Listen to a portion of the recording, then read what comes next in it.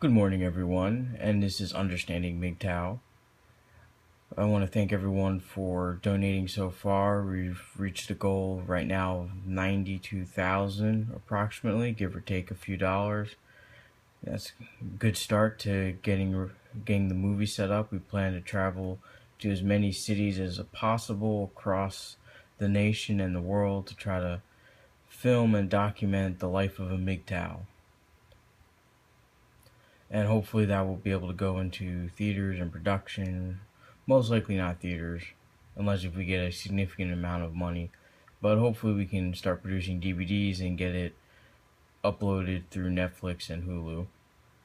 I also want to thank everyone who has contributed to helping me gain research for my book. It's definitely coming. The deadline is at the end of April, so I got a lot to do in a month. Hopefully I'll have that book ready for the editor. We can get that published and ready for you guys to read and enjoy.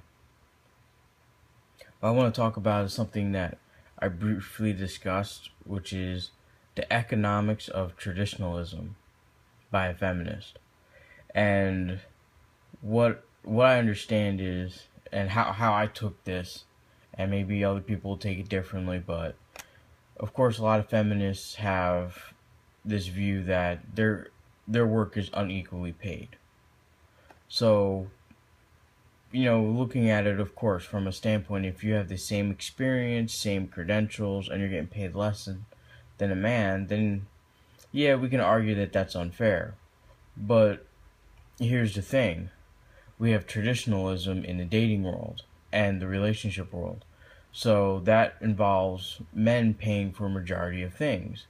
Men pay for first dates, men pay for most outings, men in married relationships pay for a lot of utilities, the mortgage on the house, the cars, insurance, and a lot of those things. Might not be true for all households, but most households, the man pays for a majority of the assets in the relationship. So this goes to say, it's not just there is a disparaging difference between men and women with equal pay, because the statistics show that women make about $7,000 on average less than men do. But that doesn't say per each individual job. So if a woman was a garbage collector and a man was a garbage collector, that's not a good reflection that woman's making $7,000 less. What it is a good reflection of is just showing that how traditionalism in the dating world and how the traditional view of how a man should be is affecting the wealth generation between a man and a woman. Actually, I think the gap's getting larger as we go on, because as more men have to pay for first dates, and you have to pay for a lot of things just to garnish the attention of a woman, well, naturally, you're going to want to get a higher paying job. And one of the stipulations to date a woman is to have a higher paying job.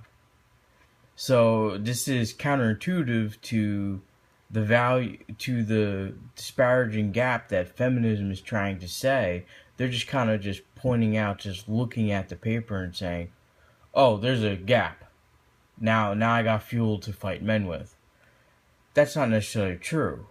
If most women demand that men have to pay for first dates, and most women demand that the man has to give up money and time to pursue and court this woman, then of course he's going to have a higher paying job, because he's paying, therefore he has to have more disposable income. And then on top of that, one of the prerequisites out of many for most men nowadays is you have to have a high paying job. So most men seek out higher paying jobs, while women are entering into the accounting field.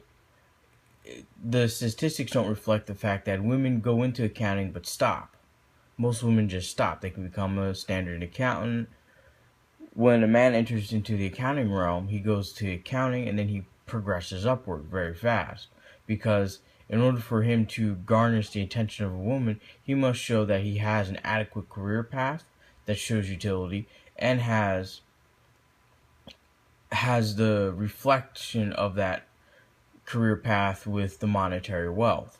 So that's where the gap comes from, because men are more likely to excel faster at the career, not because they're men, but because they have to if they want a woman's attention. And this is kind of the fault of feminism, because feminism, they want equal rights, they want equal pay, but we're looking at it at face value. When in fact the matter is, this is the exact result of what women are doing.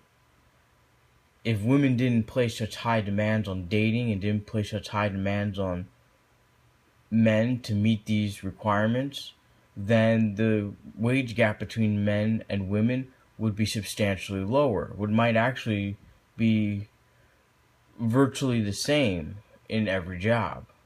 Because if both people are equally contributing to a relationship, then no one needs to excel at a career faster. No one needs to earn more than the other person. No one needs to pay for everything, so that encourages them to seek out better opportunities. And that kind of goes in why the perception is most men are entrepreneurs and there's not a lot of women entrepreneurs. And that's because of the same thing. It's the wage gap, and it's presenting yourself as having a high utility, and this is the path that most blue pill men take. If they want to find a woman in this day and age, they have to have a job that demonstrates their level of utility, and acquiring those jobs or acquiring that entrepreneurial path always will eventually equate to a significant wage gap. Because if you got to pay for everything and then demonstrate that you have a higher paying job and a higher paying career and utility than the woman, then of course your wages are going to be higher and your earning potential is going to be higher. This is just common sense. It's like you can't. It's just like when Henry Ford started Ford Motor Company. You know, he wanted to make a car for the masses, but at the same time, he had to pay them enough to be able to afford the car. So, we're kind of in a catch-22. Women want a man to pay for everything, but they don't want him to make more than what she does. And that's kind of a catch-22, because men have to make more because they have to pay for everything. It's just common sense. If you have to utilize more disposable income, then of course you're going to garnish the jobs that pay more. And that's where the wage gap is. While most men tend to enter into the world of high finance, entrepreneurship, building companies, real estate investments, and a lot of strong industries that have high risk but have really high gains, then of course the salary difference is going to be shown, because women aren't entering into those things because that's not what's important to them. They will enter into the stable careers. So yes, a lot of women are becoming lawyers, doctors, are entering into the political field, are entering into the mainstay corporations like accountants, mid and upper level executive management. While this is all great, and I'm not saying that women can't do these roles, I'm just saying these roles traditionally and for a very long time, and still are not high paying. And this goes to show that the truth about how a lot of people perceive how women are reactive. Because 100 years ago, when women couldn't vote, most wealthy men and men with utility were doctors, were lawyers. Even a hedge fund manager, hedge funds were around, but they weren't even as wealth garnishing as they are today. And so now women are like, well, I'm going to be a doctor, I'm going to be successful. Well, you can be a doctor and you still can be very successful, but you're entering into a job, you're still getting paid the same as if a man would. It's just that now the men have moved over to a job that's paying more, because they have to not only beat your job, which is now higher, because now you're doctors, lawyers, you're making an average of $80,000 a year, and demand that a man actually makes more than you in order for him to even gain a glance from you. So now the man has to make $200,000, $500,000, or at least $20,000 more than what you are. And that's why men tend to be going out to the higher paying jobs to subsidize the wage to subsidize the wage gap that has them paying for all your needs. So if you really think about it, there really is no wage gap, because in the end, women benefit from the wage gap because they seem to be taking advantage of blue pill men following this regime, going and acquiring the higher paying jobs and using that utility to date and attract them and pay for whatever their demands are. So you may say that on paper that there is a wage gap, but the wage gap is just a false piece of information, and it really doesn't exist. Because yes, you can clearly, if you total up 100 men and total up 100 women, the wages will be higher for the men. But if you look at what men have to do and what women have to do, and as far as relationships, dating, and all the way up to marriage, men have to pay a substantial amount more, almost 13 to 14,000, and right now the wage gap is about 7,500. So you can see men are almost spending double what the wage gap is on women. So how is this anyway degrading to women, when women are the prime beneficiaries of the wages that men make? So it just brings me to my next point. Through an article through Fox News, or I shouldn't say articles, a little segment, but it was a woman who was in New York City, I believe. I'm not quite sure. But she was in a large city, and she went on several dates with men, saving $1,200 a month. Now, that's a substantial savings. Now, if you couple that with you're earning $80,000 and you're saving an additional $1,200 a month, it doesn't take long to see that you're saving almost $15,000 a year. So after taxes, $80,000 is probably roughly around high 50s.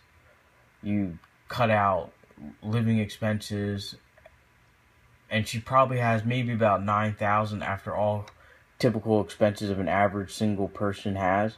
But if you take in the fact that she's saving an additional $15,000 almost, then why does she have to make more money if she has considerably less expenses, and on top of that is saving roughly about $25,000 to $30,000 a year of her earnings, and is not spending any of that towards dating or courting a man?